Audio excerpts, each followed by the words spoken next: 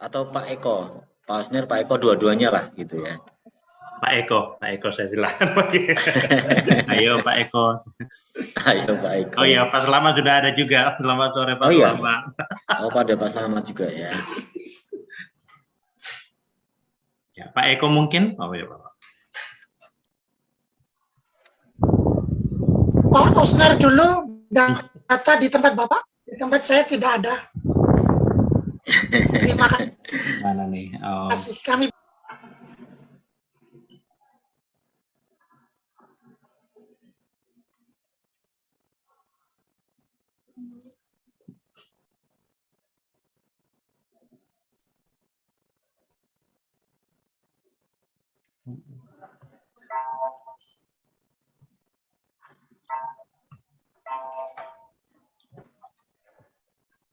Baik, selamat sore Romo, Suster, Bapak Ibu dan Pak Kris. Jadi setelah kita kemarin belajar bersama juga tanggal 12 itu, jadi saya dan Pak Eko tadi malam itu sudah mencoba melihat nilai-nilai apa yang mau kita angkat untuk naskah akademik nanti. Baru sampai di situ Pak Kris, cuma di mana tadi ya? Tadi saya coba buka yang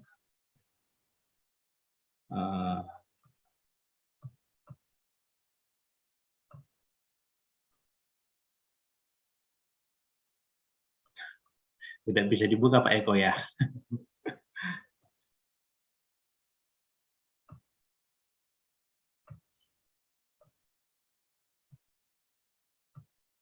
Oh, ada kendala tidak bisa dibuka. Jadi begini Pak Kris dan Suster, Bapak Ibu, yang kita coba lihat kemarin itu adalah yang pertama tetap 10 keutamaan yayasan, terus kemudian juga keutamaan Santo Yosef. Kemudian kita mencoba melihat yang budaya. Yang budaya itu kemarin kita mencoba lihat di googling ya. Jadi yang mau kita masukkan itu rencananya tentang kalau dari budaya Tionghoanya itu tentang Imlek dan juga Cengbeng seperti itu. Masih ada banyak budaya-budaya lain yang sebenarnya ada dan dilaksanakan di tengah-tengah masyarakat Tionghoa di sini, tapi tetap kita akan menggalinya dan kita kesulitan itu nanti di sumber-sumber yang memang istilahnya sumber-sumber yang valid gitu Pak Kris. Nah itu yang kita agak kesusahan. Terus kemudian untuk budaya Melayu sendiri sama dengan mungkin yang sekolah Pak Kris yaitu nganggung ya, nganggung. Dan juga ada kalau di Belinyu sendiri kemarin kami mencoba melihat bahwa ada acara namanya Nujuh Jerami. Nujuh Jerami itu sebagai ungkapan syukur sebenarnya atas hasil panen dan sebagainya. Tapi ini perlu kajian yang lebih mendalam karena kami belum punya istilahnya buku-buku memang yang untuk kami gunakan sebagai bahan referensi kami. Kami kemarin baru melihat itu dari informasi dari internet seperti itu dan termasuk juga yang tentang nota-nota gereja pastoral seperti Pak Kris juga mungkin kemarin sampaikan. Kami belum mendapatkan itu juga karena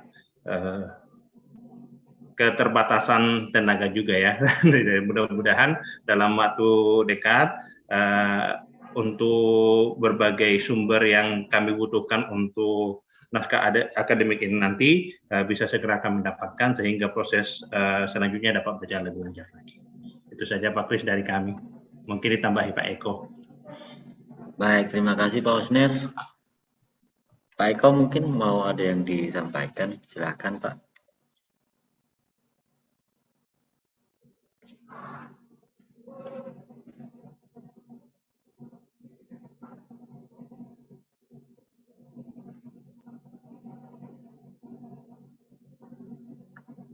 Mic-nya belum di-unmute Pak Eko.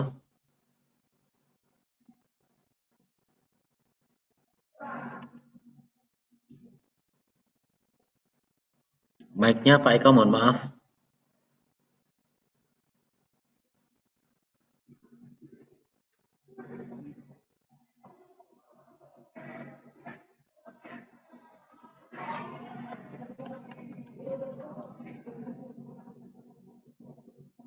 Sudah ya Pak Osner, mohon maaf nggak terlalu kedengaran saya. Oke, baik Pastor, Bapak Ibu. Itu jadi beberapa hal Pak Osner yang bisa saya tangkap, artinya memang yang pasti bahwa kita sudah tahu konsepnya kaitan dengan bahwa agendanya untuk FGD berikutnya kita sudah harus memunculkan dan sudah mempunyai yang namanya naskah akademik ini ya. Nah, kaitan dengan sumber-sumber Pak Osner, artinya bahwa ketika kita menentukan sebuah variabel, itu tidak selalu bahwa kita harus mencari dari buku gitu kan. Internet pun ada gitu. Artinya kemudian memang sempat kemarin ada yang bertanya valid tidak kita menggunakan naskah-naskah ataupun artikel-artikel yang dari internet. Nah, di sesi pagi satu tadi Pak Mualdin ya, Pak Mualdin Sinurat itu luar biasa karena memang beliau hobi menulis. Jadi beliau memberikan wawasan kaitan dengan teknik-teknik bagaimana kita ketika kita mengambil sebuah sumber ilmiah yang berasal dari internet. Nah, yang pasti kalau tidak masalah dan bisa dipertanggungjawabkan, artinya ketika kita membuat daftar pustaka ataupun mengambil cuplikan-cuplikan ataupun kutipan-kutipan dari internet untuk melengkapi ataupun sebagai dasar ataupun landasan dalam kita menyusun sebuah naskah akademik tidak masalah gitu kan. Hanya memang ada beberapa aturan yang pasti bahwa yang pertama, situs ataupun web itu memang harus bisa dipertanggungjawabkan. Nah, indikasinya yang harus kita hindari adalah jangan sampai kita mengambil artikel-artikel itu dari blog seseorang. Itu. Blog seseorang itu kan pendapat pribadi orang. Hanya kemudian lebih baik kalau kita mengambil dari web-web resmi tentang pendidikan. Kalaupun mengambil dari naskah gereja juga jangan mengambil dari blognya Pak Slamet Simarmata misalnya, tapi lebih pada blognya gereja atau lebih pada webnya gereja gitu. Dan jurnal-jurnal serta hasil-hasil skripsi itu saya kira juga tidak masalah. Yang pasti nanti kita akan buat kajian ataupun daftar pustakanya. Ya, jangan lupa bahwa nanti kita ketika mencomot sebagian ataupun mengutip sebagian dari artikel, dari jurnal, dari internet, yang pasti harus sampaikan bahwa sumbernya itu di mana, kita tuliskan di daftar pustaka. Dan untuk menuliskan daftar pustaka yang benar seperti apa, daftar pustaka dari sumber-sumber yang kita ambil dari internet itu ada aturannya. Silakan Bapak Ibu Saudara dan Pastor di browse di internet ya, coba silakan berselancar di internet. Di situ ada bagaimana penulisannya, apakah kemudian ada, kalau yang saya coba pelajari ada lima model ya, model menulis kajian pustaka tentang sumber artikel, kutipan-kutipan yang kita ambil dari sumber internet itu ada 5. Apakah alamat dulu, kemudian nama websitenya, jam diambil berapa, kemudian yang terakhir adalah alamat URL-nya. Nah, ini aturan-aturannya ada di internet. Silakan nanti ketikkan saja cara menulis daftar pustaka sumber dari internet gitu, akan muncul nanti caranya gimana untuk menulis kajian pustaka itu. Jadi sah-sah saja Pak Osner ketika sumber itu tidak ada, misalnya mau mencari tentang apa namanya 7 jerami ya. Ya, ketika budaya tentang 7 jerami, ketik aja budaya 7 jerami gitu, maka nanti akan muncul di situ. Ya, akan muncul di situ. Syukur-syukur. Nah, kemarin ketika saya coba mengkaji budaya Nganggung, itu ada beberapa skripsi, ada beberapa penelitian. Wah, ini saya mendapatkan sebuah emas ini gitu kan, ketika saya coba di internet, ternyata sudah banyak orang yang meneliti, sudah banyak orang yang membuat jurnal, sudah ada orang yang beberapa membuat skripsi kaitan dengan budaya itu gitu kan. Itu sah-sah kita ambil, hanya kemudian memang ada tata cara dan aturan untuk mengambil sumber dari internet itu gitu. Saya kira itu Pastor, Sister, Bapak Ibu. Ya, baik. Terima kasih Pak Kris. Sama-sama Pak Osner. Mari silakan Bapak Ibu. Artinya bahwa di sini kita kok tidak kemudian ketika aku belum nyampe di sini atau belum sampai di sini, aku sudah sampai di sini, kemudian kita mau mau ini ternyata belum sampai, itu ternyata sudah sampai, tidak. Tapi ketika kita paparkan apa yang kita punya, tentu saja ada banyak hal yang mungkin kita bisa berikan masukan, atau ada beberapa bagian dari yang Bapak Ibu dan Suster Fatu sampaikan yang bisa diambil oleh saya, oleh Suster, oleh Bapak Ibu yang lainnya. Jadi jangan khawatir, jangan berkecil hati. Aku belum sampai pada situ, kami juga belum sampai pada situ. Kita sama-sama berproses gitu. Nah, keikhlasan kita untuk berbagi. Saya yakin ketika tadi Pak Osnya berhasil menayangkan share screen, pasti ada sesuatu yang saya ambil, yang bisa saya ambil. Walaupun sedikit, seberapa sedikit, apapun banyak, tentu saja ada yang bisa diambil. Gitu. Mari, kita masih ada waktu kurang lebih 1 jam lebih, ya, 1 jam lebih. Itu.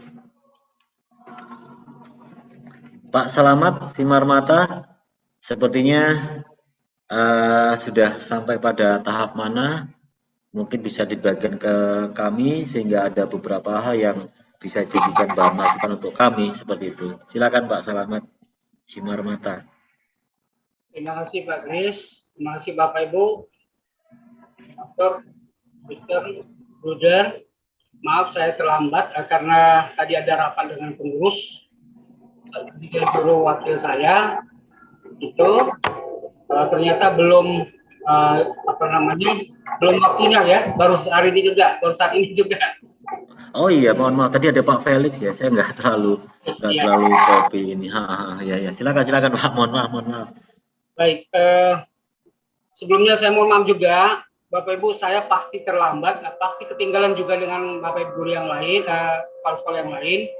Karena memang beberapa kali saya off ya, dengan kemarin ada kejadian atau duka di keluarga saya, jadi saya pasti terlambat gitu. Jadi saya mohon maaf, apa yang saya dapat itu dulu yang mau saya sampaikan ya. Mungkin salah benarnya nanti mungkin bisa dikasih masukan buat saya. Saya coba share screen. Silakan Pak.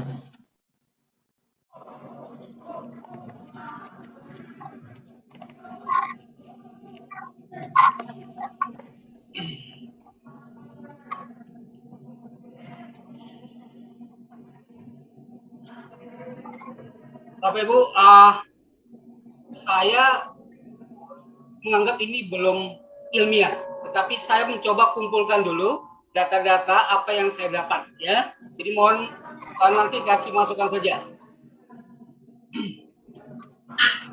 Di awal saya coba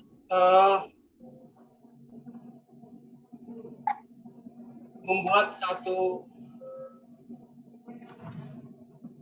pembukaan tentang budaya Melayu, karena kami berada di daerah Melayu. Orang Melayu adalah mereka yang sehari-hari berkomunikasi dalam bahasa Melayu, berbudaya dan beradat istiadat Melayu serta beragama Islam. Sopan santun sebagai suatu cultural behavior atau perilaku budaya bagi orang Melayu dapat dinilai sebagai expected model. Adat sopan santun berisikan sistem nilai budaya yang paling ideal bagi kehidupan orang Melayu, khususnya di Kepulauan Riau untuk berperilaku. Dan seterusnya. Kemudian saya tinjau sedikit tentang sejarah singkat perkembangan Provinsi Kepulauan Riau. Provinsi Kepulauan Riau merupakan bekas wilayah bagian Kerajaan Melayu, baik yang berdiri sendiri maupun bagian dari kerajaan yang lebih luas. Berbagai kerajaan yang sudah dibangun itu adalah Kerajaan Bintan, kerajaan di zaman Malaka, dan kerajaan Riau Lingga yang sebagian besar wilayahnya sekarang menjadi wilayah Provinsi Kepulauan Riau. Dalam kurun waktu 1722 sampai 1911, terdapat dua kerajaan Melayu yang berkuasa dan berdaulat, yaitu Kerajaan Riau Lingga yang berpusat kerajaannya di Daik dan Kerajaan Melayu Riau di Pulau Bintan. Jauh sebelum ditandatanganinya Treaty of London, kedua kerajaan Melayu tersebut dilebur menjadi satu sehingga menjadi semakin kuat. Wilayah kekuasaannya pun tidak hanya terbatas di Kepulauan Riau saja, tetapi lebih meliputi daerah Johor dan Malaka, Malaysia, Singapura, dan sebagian kecil wilayah Indragiri Hilir, dan sebagainya.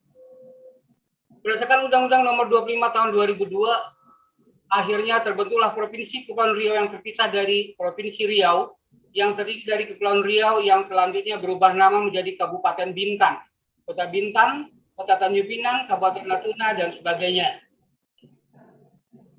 Kabupaten Lingga berdasarkan Undang-Undang Nomor 33 Tahun 2003. Pemekaran selanjutnya adalah Kabupaten Natuna dan dimekarkan menjadi Kabupaten Kepulauan 16. Dan demikian Provinsi Kepulauan Riau terdiri dari 5 kabupaten dan 2 kota. Di sini ada saya kaji letak wilayah atau geografis Provinsi Kepulauan Riau. Di sebelah utara berbatasan dengan Vietnam dan Kamboja. Sebelah selatan Provinsi Kepulauan Bangka Belitung dan Jambi. Sebelah barat berbatasan dengan Singapura, Malaysia, dan Provinsi Riau Daratan ya dalam hal ini Bapak Ibu.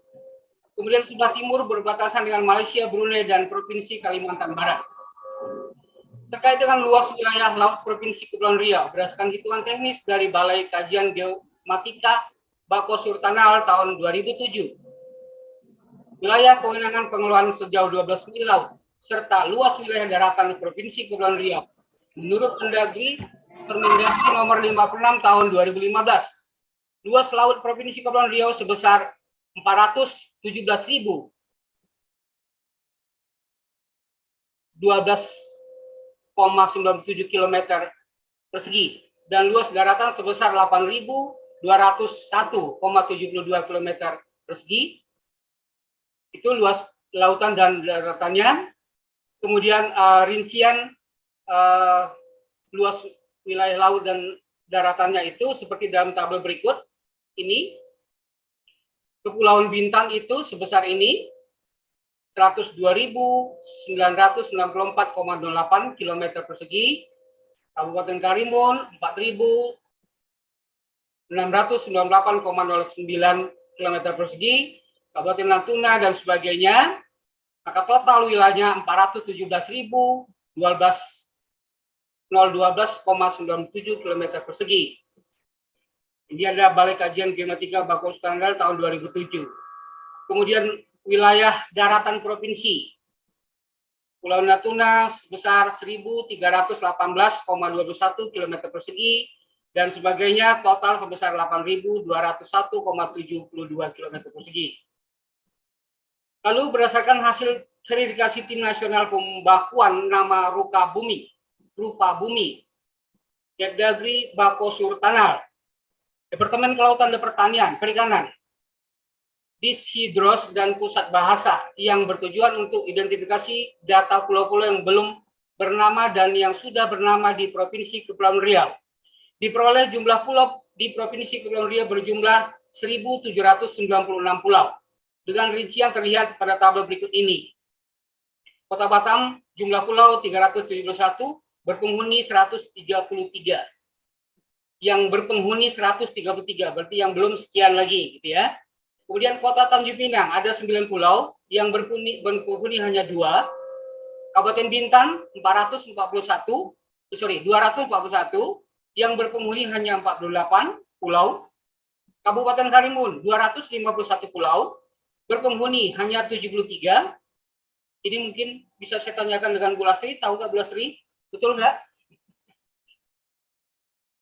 Kabupaten Natuna 392 pulau, berpenghuni hanya 62. Kabupaten Lingga 532, berpenghuni 76 pulau. Nah, jumlah pulaunya 1.796, yang berpenghuni baru hanya 394. Jadi masih banyak Bapak Ibu pulau-pulau yang belum berpenghuni. Karena itu datanglah kemari. Mari kita buka pulau yang baru. Jumlah penduduk berdasarkan data dari Badan Pusat Statistik atau BPS, jumlah penduduk Provinsi Kepulauan Riau tahun 2015 sebanyak 1.973.043 jiwa, yang terdiri dari 51,24% penduduk laki-laki dan 48,76% perempuan. Penyebaran penduduk di Provinsi Kepulauan Riau masih terkonsentrasi di Pulau Batam, yakni sebesar 56,23%, sedangkan wilayah dengan konsentrasi penduduk paling sedikit yaitu Kabupaten Pak Selamat, Pak Simarmata, mohon maaf. ini nanti akan diletakkan sebagai latar belakang atau kajian histori atau gimana? Mohon maaf. Kajian historinya, Karena Pak. di sini kajian histori ya. Artinya memang itu kajian histori bahwa penduduk, kemudian berapa penduduk masing-masing wilayah, sepertinya apakah kemudian nanti akan menentukan bahwa akan timbulnya nilai-nilai inti dari budaya-budaya ini atau bagaimana, Pak Salamat? Baik, kami coba menggali ini, kemudian nanti dengan cara kita mengetahui kultur budaya, kemudian letak strategis budaya, jumlah penduduk budaya, dan kemudian kita masuk nanti ke karakteristik budaya yang ada di tempat itu, kira-kira begitu, Pak. Oke, baik. Artinya ketika sudah sampai pada situ, mungkin langsung pada apa Pak yang lebih spesifik ke hal yang mungkin menuju pada kajian-kajian budaya gitu Pak Salamat. Baik, baik. Baik, nanti di sini juga kami sejarah singkat Pulau Bintan. Pulau Bintan itu pulau yang kami tempati sekarang ini. Jadi kami kaji juga Pak secara literatur ya. Ini nggak perlu saya baca ya Pak ya. Oke Pak. Nah ini Pak Salamat, Pak Sumarmata, mohon maaf. Jadi sejarah singkat itu ada kemungkinan kita akan tarik untuk menjadi apa? Semacam nilai-nilai yang bisa muncul dari situ gitu? Ya. Namun apa namanya nilai-nilai yang kita ambil memang Pak, kami belum masukkan di sini, Kami masih seperti tadi, baru hari ini kami adakan kunjungan atau kajian ke Balai Penelitian Nilai Budaya setempat. Jadi hasilnya kami bisa masukkan. Oh begitu. Ya. Baru hari ini dokumentasi ada, wawancara ada, cuman kami belum bisa. Terus aja masih dalam tahap itu. Begitu kira-kira Pak. Iya. Artinya ini masih pada data-data tentang sejarah singkat, kemudian tentang kondisi geografis, kondisi ini, kondisi-kondisi yang lainnya ya. Ya, baik. Oke. Nah, ini Pak sudah ada aspek-aspek kemudian dikaitkan dengan SMP. Artinya kan bahwa sejarah itu akan melatar belakangi ya, sejarah singkat itu akan memberikan latar belakang kepada sekolah gitu kan. Nah kemudian itu coba kita korelasikan sehingga akibat dari fakta sejarah, kemudian kondisi sekolah, profil sekolah, mungkin ada satu hal yang bisa dikorelasikan sehingga kita bisa tarik benang merah bahwa ini salah satu hal yang mungkin akan coba kita angkat dan kita akan coba sebagai bahan kajian atau refleksi untuk nanti memunculkan beberapa nilai, misalnya. Apakah ada kemungkinan seperti itu, Pak Salamat? Itu tadi, Pak, karena memang saya mencoba tadi mengangkat tentang pengenalan terhadap dari segi kultur ya, kultur geografis sebagai letak, kemudian saya kemudian akan pelan-pelan masuk ke budaya, itu yang saya maksud tadi Pak. Iya, silakan Pak. Iya. Baik, kemudian saya mau tampilkan juga sedikit tentang profil SMP Katolik ya. Nah ini SMP Katolik Tanjung Pinang, visinya kami komunitas persaudaraan SMP Katolik yang berbudaya kasih, berkepribadian mulia, bermutu, dan berprestasi. Misi, mengusahakan terwujudnya sekolah sebagai komunitas persaudaraan, meningkatkan pemahaman dan pengamalan budaya kasih pada warga sekolah, menanamkan nilai-nilai moral, budi pekerti, dan menghargai perbedaan, meningkatkan disiplin guru, karyawan, dan siswa, menanamkan rasa cinta pada bangsa dan bangga pada sekolah, mewujudkan proses belajar mengajar yang inovatif dan menyenangkan, meningkatkan prestasi akademik dengan penilaian yang jujur dan objektif, meningkatkan prestasi dan kreativitas seni, olahraga, dan keterampilan. Dengan moto melayani dengan kasih, mendidik dengan hati, belajar dengan tertib, menilai dengan jujur. Ya, sejarah singkat SMP Katolik kemarin saya sudah pernah sampaikan ya. Kemudian ada logo sekolah kami, Bapak Ibu. Ini logo sekolah kami, ada beberapa makna yang terkandung di dalamnya. Pertama, warna kuning, dasar kuning. Warna kuning berkaitan dengan intelektual dan proses mental yang berlandaskan nilai-nilai Katolik Roma. Hal ini karena secara psikologi, warna kuning dapat menstimulasi aktivitas pikiran, mental, membantu penalaran secara logis dan analitis sehingga orang menjadi bijaksana, cerdas dari sisi akademis, lebih kreatif dan inovatif. Kedua, salib menunjukkan sebagai lambang Kristus, berani menegakkan kebenaran dan bersaksi dengan menjadi pewarta kehadiran Tuhan Yesus. Selain itu, salib juga melambangkan rela berkorban demi keadilan terhadap hubungan sesama dan hubungan secara vertikal. Tiga, buku sebagai lambang sumber ilmu pengetahuan. Dengan membaca buku, orang menjadi luas cakrawala berpikirnya. Ada bijaksana dalam bersikap, berkata, merupakan cerminan dari perilakunya. Buku juga melambangkan kejujuran, menyampaikan sesuatu apa adanya. Empat, bangun dengan 5 sudut, melambangkan kelima sila Pancasila.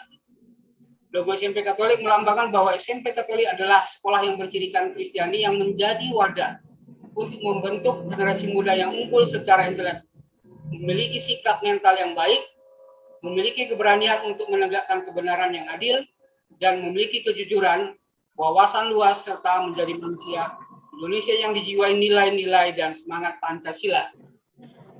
Kemudian batas-batas wilayah, kemudian di pendahuluan kami coba buat begini Pak. Jadi mungkin kami sudah coba ya, tapi apa yang kami masih buat mungkin kalau ada masukan nanti bisa disampaikan. Sebagai latar belakang, perubahan paradigma dalam penyelenggaraan pendidikan saat ini yakni dari sistem sentralisasi menuju desentralisasi telah mendorong terjadinya perubahan dan pembaharuan pada beberapa aspek pendidikan seperti perubahan kurikulum oleh satuan pendidikan, termasuk pula dalam upaya membina dan meningkatkan kinerja guru yang dilakukan oleh kepala sekolah. Sejalan dengan tantangan kehidupan global dewasa ini, pendidikan yang berpusat pada siswa adalah fokus yang terpenting. Karena pendidikan adalah salah satu penentu sumber daya manusia, di mana keunggulan suatu bangsa tidak lagi ditandai dengan melimpahkan kekayaan alamnya, melainkan pada keunggulan sumber daya manusia. Semua potensi sumber daya manusia sangat berpengaruh dalam mencapai tujuan pendidikan tersebut. Bagaimanapun majunya teknologi perkembangan informasi saat ini, jika tidak dibarengi dengan sumber daya manusia yang unggul, maka sulit bagi dunia pendidikan untuk mencapai tujuan dan arah pendidikan yang sebenarnya. Tercapaian tujuan pendidikan sangat tergantung pada kecakapan dan kebijakan kepala sekolah sebagai pimpinan unit untuk meramu kurikulum sekolah. Kurikulum Merdeka Belajar memerlukan transformasi kurikulum ke arah kurikulum sekolah yang terdiversifikasi. Kualitas dan kemampuan guru dalam mengajar harus mendapat pengawasan dan pembinaan yang terus-menerus dan berkelanjutan dari pimpinan sebagai jaminan mutu sekolah ke depannya. Nah, ada hubungannya dengan budaya, ada kutipan. Kontribusi budaya, interaksi sosial, dan sejarah dalam pengembangan mental individual anak sangat berpengaruh, khususnya dalam pengembangan bahasa, membaca, dan menulis yang mengacu pada perkembangan fungsi mental tinggi, other thinking skill, berdampak pada persepsi, memori, dan berpikir anak. Mengembalikan roh yang mendasari kurikulum ada di sekolah dengan konteks lingkungan belajarnya, dalam kurung bahasa, adat, istiadat budaya, nilai-nilai kebajikan, kesenian, kerajinan, latar geografis, dan keterampilan meniru mencipta budaya lokal setempat adalah merupakan suatu ciri khas yang memperkaya nilai-nilai kehidupan bangsa itu sendiri. Kemudian pada bab kedua, gambaran umum riset di penelitian, kami belum melakukannya Pak. Tapi di bagian komponen variabel penelitian, keutamaan budaya kasih, budaya sekolah ya, kami arahkan ke budaya sekolah, keutamaan sekolah, kira-kira begitu. Keutamaan budaya kasih berkepribadian mulia, bermutu, dan berprestasi. Menurut ilmu antropologi, kebudayaan adalah keseluruhan sistem gagasan, tindakan, dan hasil karya manusia dalam rangka kehidupan masyarakat yang dijadikan milik diri manusia dengan belajar. Tiap-tiap kebudayaan universal sudah tentu juga menjelma dalam ketiga wujud kebudayaan, yaitu wujudnya yang berupa sistem budaya, sosial, dan unsur-unsur kebudayaan fisik. Disebutkan bahwa ada 7 unsur kebudayaan yang dapat ditemukan pada semua bangsa. Ketujuh unsur kebudayaan tersebut adalah pendapat dari Konstantin tadi ya. Kemudian budaya dalam proses pendidikan menurut Undang-Undang Republik Indonesia Nomor 20 Tahun 2003 tentang Sistem Pendidikan Nasional merumuskan fungsi dan tujuan pendidikan nasional yang harus digunakan dalam pengembangan upaya pendidikan Indonesia. Pasal 3 Sisdiknas menyebutkan, pendidikan nasional berfungsi mengembangkan dan membentuk watak serta peradaban bangsa yang bermartabat dalam rangka mencerdaskan kehidupan bangsa, bertujuan untuk berkembangnya potensi peserta didik agar menjadi manusia yang beriman dan bertakwa kepada Tuhan Yang Maha Esa, berakhlak mulia, sehat, berilmu, cakap, kreatif, mandiri, dan menjadi warga negara yang demokratis serta bertanggung jawab. Kebudayaan dan pendidikan memiliki hubungan timbal balik sebab kebudayaan dapat dilestarikan dan dikembangkan dengan jalan mewariskan kebudayaan dari generasi ke generasi penerus dengan jalan pendidikan, baik secara informal maupun formal. Sebaliknya, bentuk, ciri-ciri, dan pelaksanaan pendidikan ikut ditentukan oleh kebudayaan masyarakat di mana proses pendidikan itu berlangsung. Budaya dapat diartikan sebagai keseluruhan sistem berpikir, nilai moral, norma, dan keyakinan, belief manusia yang dihasilkan masyarakat. Sistem berpikir, nilai moral, norma, dan keyakinan itu adalah hasil dari interaksi manusia dengan sesamanya dan lingkungan alamnya. Budaya menyebabkan peserta didik tumbuh dan berkembang. Budaya sebagai keseluruhan sistem berpikir, nilai moral, norma dalam sekolah-sekolah Katolik didasarkan atas hal yang paling utama adalah kasih sebagai jawaban atas iman yang berpusat pada Kristus. SMP Katolik yang merupakan sekolah di bawah naungan Keuskupan Pangkal Pinang mempunyai dasar penyelenggaraan pendidikan sesuai dengan hasil Sinode 2 pada artikel 4, yaitu pendidikan yang sejati harus meliputi pembentukan pribadi manusia yang seutuhnya, yang memperhatikan tujuan dari manusia dan sekaligus pula kesejahteraan umum dari masyarakat. Maka anak-anak dan kaum muda dibina sedemikian sehingga dapat mengembangkan bakat-bakat fisik, moral, dan intelektual mereka secara harmonis, agar mereka memperoleh rasa tanggung jawab dan dapat menggunakan beberapa kebebasan mereka dengan benar, dan terbina pula peran serta secara aktif dalam kehidupan sosial. Dalam konteks SMP Katolik Tanjung Pinang dipanggil untuk memberi sumbangsi mereka melalui bidang pendidikan dengan tradisi, pedagogik, dan budaya. Dan dalam terang visi Keuskupan Pangkal Pinang menjadi umat Allah yang dijiwai oleh Tritunggal Maha Kudus bertekad menjadi gereja partisipatif. Dengan demikian SMP Katolik Tanjung Pinang atau sekolah berpendidikan Katolik tentunya akan memberikan dukungan luar biasa kepada komunitas-komunitas gerejawi yang terlibat dalam evangelisasi baru dan sumber sumbangan pada pengembangan nilai-nilai antropologis dan etis dalam hati nurani budaya orang per orang yang diperlukan untuk membangun masyarakat berdasarkan persaudaraan dan rela dan bela rasa. Kemudian kami bahas juga tentang konsep dasar 10 keutamaan Yayasan Tunas Karya. Nah ini sebenarnya kita sekolah-sekolah yang berada di naungan Yayasan Tunas Karya menurut saya ini perlu kita angkat ya. Ini ada konsep dasar Tunas Karya di bawah naungan Pangkal Pinang. Kemudian ada visi misi spiritualitas, terbuka terhadap Roh Kudus, kesetiaan dan kerendah hati. Kemudian visi pendidikan Tunas Karya berupa dijiwai oleh Tritunggal merupakan pilar utama dalam iman Kristen. Ajaran yang terkesan sulit ini sebenarnya indah dan konkret jika direnungkan dari pengalaman manusia khususnya tindakan mengasihi. Kemudian ada teks Injil, Allah adalah kasih. Sekian 1 Yohanes 4 ayat 16. Allah Bapa mengasihi secara total hingga menjadi manusia, rela menderita wafat di salib dan mati seperti manusia dan sebagainya. Kemudian ajaran dogmatis. Dalam kredo panjang yang diajarkan dalam Konsili Nikia Konstantinopel pada tahun 381, Gereja Katolik menyatakan keyakinannya bahwa Yesus lahir dari Bapa, tidak dijadikan atau diciptakan. Kata lahir menegaskan bahwa putra itu berasal dari dalam diri Bapa, bukan ciptaan istimewa yang dijadikan oleh Bapa pada suatu saat kemudian. Karena lahir dari Bapa, Yesus memiliki kodrat yang sama dengan Bapa. Dia ilahi sebagaimana Bapa itu ilahi pula. Dengan demikian iman dalam Allah Tritunggal yang menjiwai keseluruhan pelayanan, maka tentu saja komunitas yang ada di dalamnya tergerak oleh iman, maka akan menjadi komunitas yang unggul dalam mutu dan terdepan dalam pelayanan pendidikan.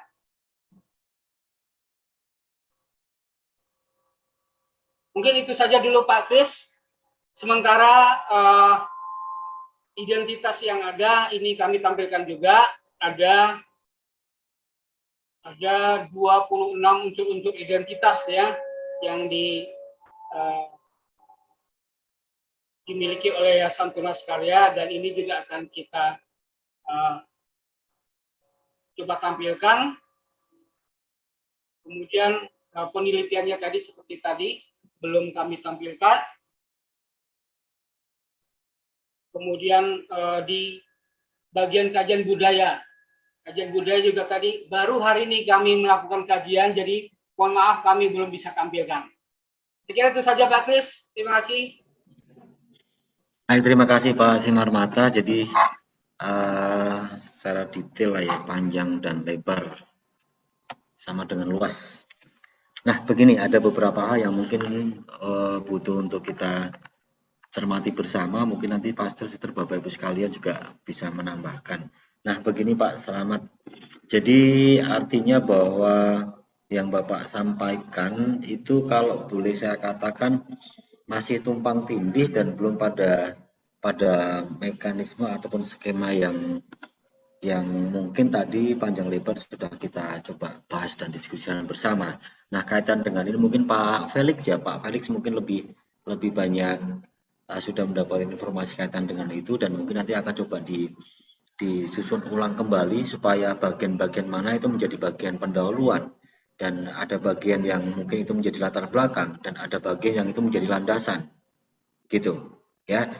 Nah, kalau saya perhatikan tadi kan memang ada data tentang penduduk, demografi. Nah, itu kan mungkin bisa diambil sekelumit untuk menjadi latar belakang ataupun pendahuluan dan latar belakang gitu. Nah, kemudian nanti semakin mengkerucut pada arah ke pembentukan naskah akademik itu apa?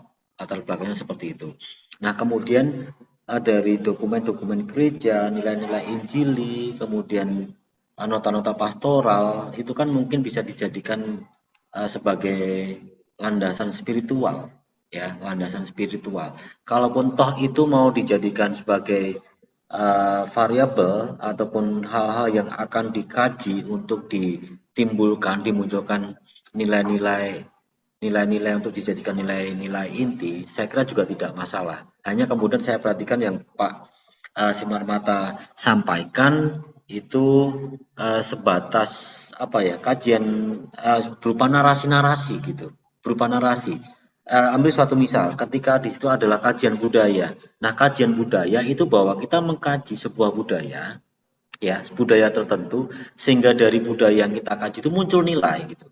Jadi bukan kemudian bahwa budaya ini nah, panjang lebar seperti yang disampaikan tadi, tapi lebih bahwa kita sudah melakukan kajian budaya. Kajian budaya dengan apa? Dengan melalui studi pustaka yang salah satunya ini. Kemudian melalui wawancara, ya. Kemudian melalui penyebaran brosur atau angket atau apa. Nah, sehingga dari hasil itu muncullah nilai-nilai yang akan kita coba munculkan sebagai nilai-nilai inti seperti itu, ya.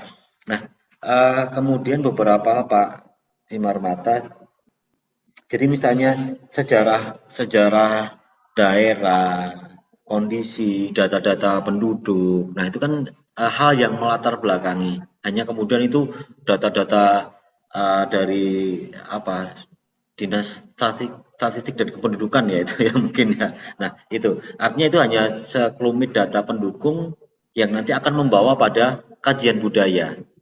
Begitu, ya. Nah, kemudian tentu saja yang Bapak sudah sampaikan tadi ada beberapa hal tentang profil sekolah, ya. Di dalam profil sekolah itu kemudian ketika kita cermati sudah banyak nilai-nilai di sana yang kita bisa ambil, yang kita bisa kumpulkan dari visi misi, moto. Nah, itu sudah ada beberapa nilai yang bisa kita kumpulkan, gitu. Ditambah dengan sejarah sekolah. Sejarah sekolah itu sudah beberapa yang bisa kita kumpulkan nilai-nilainya kan, gitu. Kemudian yang ya ada banyak hal nilai-nilai keutamaan Yayasan Tunas Karya itu juga bisa ada beberapa hal yang kita bisa kumpulkan. Nah, dari itu kemudian kita akan ambil untuk dinominasikan menjadi nilai inti gitu. Nah, dari nilai inti itu kemudian kita turunkan menjadi nilai keutamaan. Seperti itu Pak Simarmata. Nah, kemudian kalau di tujuan pendidikan nasional, kemudian SDM, cara SDM, nanti kan tadi ada tujuan pendidikan nasional, bla bla bla bla bla. Kemudian harus SDM yang baik. Nah, pada latar belakang dan pendahuluan itu, mohon maaf, bolehlah kita kemudian memang harus berawal dari secara global tujuan pendidikan nasional itu harus dicapai melalui SDM yang baik. Kemudian apa yang dilakukan dengan SDM yang baik, keterkaitannya dengan nilai-nilai inti ini gitu. Nah, itu harus dihubungkan, harus dikorelasikan sehingga menjadi sebuah narasi yang menyebutkan, yang memberikan informasi bahwa ini loh latar belakangnya kenapa kemudian kita mau mengadakan atau menggunakan core value, kumpulan dari nilai-nilai inti yang akan kita hidupi untuk menciptakan SDM yang unggul, kemudian untuk mencapai tujuan pendidikan nasional. Nah, dalam latar belakang mungkin hubungan dan korelasinya adalah seperti itu Pak Simarmata. Kalau menurut saya sih tinggal nanti coba didiskusikan kembali bersama Pak Felix ya. Pak Felix tadi mohon maaf mengikuti kegiatan kita dari awal ya. Tentu saja sudah banyak catatan-catatan, nanti tinggal ini disesuaikan dengan alur dan skema dari kerangka naskah akademi yang sudah kita coba bicarakan dari awal tadi mungkin. Baik, mungkin itu Pak Simarmata. Ya. Memang dari awal saya katakan memang ini masih tancap dan masih saya mencoba menampilkan apa adanya saja. Jadi benar. Akan saya tampung, saya akan coba meramu nanti dan coba akan menyusun lagi Pak sesuai dengan permintaan kajian ilmiahnya gitu ya. Apa yang saya dapat saya coba aja karena memang terus aja saya sudah banyak ketinggalan dari kawan-kawan sekalian gitu. Jadi info-info sebelumnya saya nggak dapat gitu. Jadi masukan itu akan saya tampung. Terima kasih. Oke, baik, terima kasih Pak Simarmata. Artinya Bapak Ibu dan Suster, staf pastor kita tim ya, kita rombongan yang bergerak bersama-sama menuju tujuan yang sama gitu kan. Maka kemudian kita adalah tim. Tentu saja kita akan sama-sama memberikan peneguhan dan tentu saja Pak Simarmata di sekolah juga bergerak dalam tim gitu kan. Jadi ketika suatu situasi Pak Simarmata tidak berkesempatan untuk hadir bersama kita dalam ruang virtual, tentu saja ada tim lain yang mewakili sehingga informasi-informasi untuk mencapai tujuan kita itu tidak lepas gitu. Harapannya sih seperti itu. Jadi silakan nanti saling melengkapi, saling berdiskusi, saling memberikan informasi bersama dengan Pak Felix ya Pak Simarmata sehingga dokumen-dokumen yang sudah kaya ini akan menjadi semakin terarah dan semakin bisa dikelompokkan, bisa dipilah-pilah menjadi sebuah naskah yang padu untuk sebuah naskah akademik. Itu yang pasti bahwa nanti di akhir itu harus ada nilai-nilai inti yang harus sudah dituliskan di dalam naskah ini sehingga pada FGD berikutnya nanti kita sudah punya pegangan untuk sesuatu yang akan nilai-nilai inti yang akan diintegrasikan di dalam kurikulum. Seperti itu Pak Simarmata. Baik, terima kasih Pak Kris. Baik, terima kasih Pastor, Suster, Bapak Ibu. Mohon Pak Simarmata untuk stop share screen. Baik, terima kasih. Begitu, Pastor, Suster, Bapak Ibu, ada yang masih akan disampaikan? Waktu kita kurang lebih sampai pukul 6, jadi masih tersisa sekitar 30 menit. Nah, Mbak Emi, apakah kemudian kita akan harus sampai pada penghujung, sampai tetes-tetes terakhir, atau bagaimana? Yang pasti kita serahkan pada floor lah ya, Mbak Emi ya. Kalaupun kemudian kita paksakan sampai pada titik ataupun tetes darah penghabisan, kemudian kita semua dengan prinsip silence is golden, artinya juga artinya begini, walaupun kita apapun kita sudahi lebih awal, yang pasti konsep-konsep apa, agenda-agenda apa yang kemudian kita akan coba kita kejar dari apa yang sudah kita dapatkan pada hari ini, itu tentu saja akan menjadi agenda-agenda yang penting bagi kita semua, Pastor, Suster, Bapak, Ibu, untuk mempersiapkan semuanya lah, bukan ke arah yang baku, bukan juga ke arah yang ideal, bukan juga ke arah yang amat sangat ilmiah sehingga itu menjadi sebuah jurnal. Saya kira tidak. Yang pasti naskah akademik itu akan ditagihkan pada FGD yang selanjutnya demi untuk keberlangsungan kita semua untuk menapaki dan mengintegrasikan nilai-nilai inti ini ke dalam naskah berikutnya berupa pengembangan kurikulum itu. Nah, maka kemudian tentu saja masih banyak yang harus dikejar dan masih banyak yang harus diupayakan. Dinamiknya berbeda, variasinya berbeda, tapi kembali sekali lagi bahwa itulah mau tidak mau ya kita harus mau untuk mempersiapkan FGD berikutnya. Suka tidak suka juga kita harus suka untuk mempersiapkan pada SGD berikutnya. Tapi benci tidak benci, kita tidak boleh benci, begitu ya Mbak Emi ya. Oke, baik, Pastor, Sister, Bapak Ibu, kita silakan pada kita semua, apakah kemudian kita akan lanjutkan, kemudian apakah kemudian kita akan sudahi, kita serahkan semuanya sepenuhnya pada forum.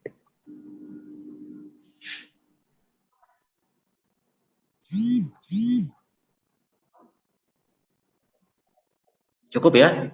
Baik, saya kira kalau coba saya tangkap sepertinya sih arahnya pada cukup dan kita sudahi, begitu ya Mbak Imi ya.